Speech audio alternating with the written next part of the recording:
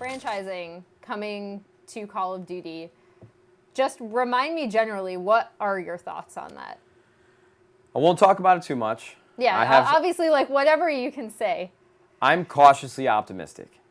I think franchising, from my experience in League of Legends, because obviously we're not part of the Overwatch League, has a lot of positives. And the way that Activision and Blizzard are handling team branding is definitely a concern of mine. For 100 Thieves, we're very much focused on 100 Thieves. Right. And we're building a brand beyond just gaming. And so that's definitely been one of the reservations in my mind, in the hump that I'm trying to get over, because we'd have to build out an entirely different asset and a different brand. That's something that has just been like a tough pill to swallow. I think that Activision and Blizzard with the Overwatch League, they've done an incredible job from a sales perspective. I think they're monetizing the league in that regard very well. I've done a lot of research and talked to a lot of different owners about their experience in Overwatch, and there's some positives and there's a lot of negatives. And so I think for me, I'm just cautiously optimistic. I think Activision has done a lot of good for Call of Duty Esports, but I think there's a lot that they can do better. And it's sad to see a lot of the Major League Gaming staff not be a part of it, but there are some good people over there, and I believe in certain aspects of franchising, and I believe in Call of Duty as a franchise, and I believe in the players first and foremost. But we'll have to wait and see how it plays out. I can't predict the future, but I'm cautiously optimistic.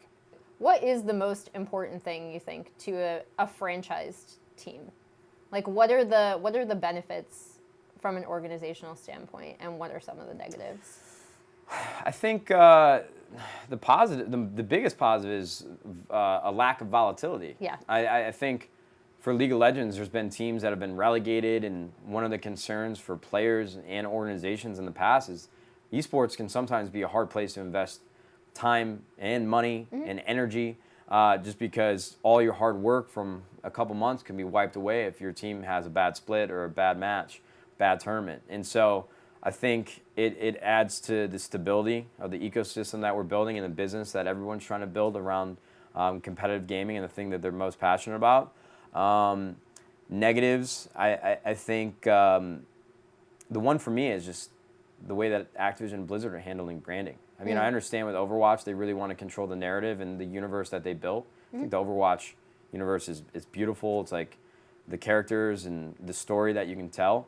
But, you know, to go from like Opti Gaming to the Houston Outlaws and then Immortals to LA Valiant and Cloud9 to Spitfire, it's like you have these household brands that have been built over the last decade.